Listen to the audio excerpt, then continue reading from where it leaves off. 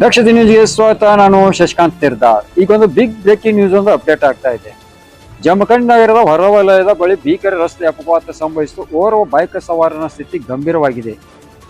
ನಗರಸಭೆಯ ಕಸ ವಿಲೇವಾರಿ ಟಾಟಾ ವಾಹನ ಹಾಗೂ ಬೈಕ್ ನಡುವೆ ಸಂಭವಿಸಿದ ಅಪಘಾತದಲ್ಲಿ ಕಂಕನವಾಡಿ ಗ್ರಾಮದ 33 ವರ್ಷದ ಸೋಮನಾಥ್ ಹಿರೇಮಠ್ ಗಂಭೀರ ಗಾಯಗೊಂಡಿದ್ದು ಅವರನ್ನು ಹೆಚ್ಚಿನ ಚಿಕಿತ್ಸೆಗಾಗಿ ವಿಜಯಪುರದ ಖಾಸಗಿ ಆಸ್ಪತ್ರೆಗೆ ರವಾನಿಸಲಾಗಿದೆ.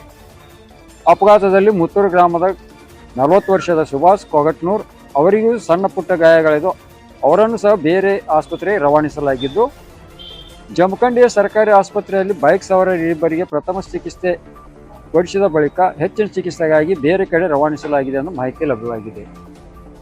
ಇನ್ನು ನಗರಸಭೆ ಪೌರ ಕಾರ್ಮಿಕ ವಾಹನ ಚಾಲಕ 43 ವರ್ಷದ ಬಸವರಾಜ್ ನವನಿಗೆ ಸಣ್ಣ ಪುಟ್ಟ ಗಾಯಗಳಾಗಿದ್ದು, ಮತ್ತೋರ್ವ ಪೌರ ಕಾರ್ಮಿಕ 23 ವರ್ಷದ ಲಕ್ಷ್ಮಣ್ ಘಾಟಿಗೆ ಗಂಭೀರ ಗಾಯಗೊಂಡಿದ್ದು ಜಮಖಂಡಿಯ ಸರ್ಕಾರಿ ಆಸ್ಪತ್ರೆಯಲ್ಲಿ ಚಿಕಿತ್ಸೆ ಪಡೆಯುತ್ತಿದ್ದಾರೆ.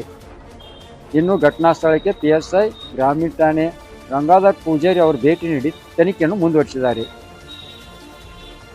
ಜಂಬಿಗೆ ರಸ್ತೆಯ ವಾಹನ ಸವಾರರು ಅತಿ ವೇಗವಾಗಿ ವಾಹನ ಚಲಾಯಿಸದಂತೆ ಹೌಸ್ ಹಾಕಲಾಗಿದ್ದು, ಅಲ್ಲಿ ಕೆಲವೊಂದಿಷ್ಟು ಮಂಗಳಮುಖಿಯರು ನಿಂತುಕೊಂಡು ಹೋಗುವ ಹಾಗೂ ಬರುವ ಬೈಕ್ ಸವಾರನ್ನು ಅಡ್ಡಗಟ್ಟಿ ಹಣ ವಸೂಲಿ ಮಾಡುವ ಸಮಯದಲ್ಲಿ ಅವರನ್ನು ತಪ್ಪಿಸಲು ಹೋಗಿ ನಗರಸಭೆ ಕಸದ ವಿಲೇವಾರಿ ಟಾಟಾ ವಾಹನಕ್ಕೆ ಡಿಕ್ಕಿ ಹೊಡೆದು ಅಪಘಾತ ಸಂಭವಿಸಿರಬಹುದೆಂದು ಸಾರ್ವಜನಿಕರು ಸರ್ಕಾರಿ ಆಸ್ಪತ್ರೆಯಲ್ಲಿ ಮಾತನಾಡಿಕೊಳ್ಳುತ್ತಿರುವುದು ಕಂಡು ಬರ್ತಾ ಇದೆ.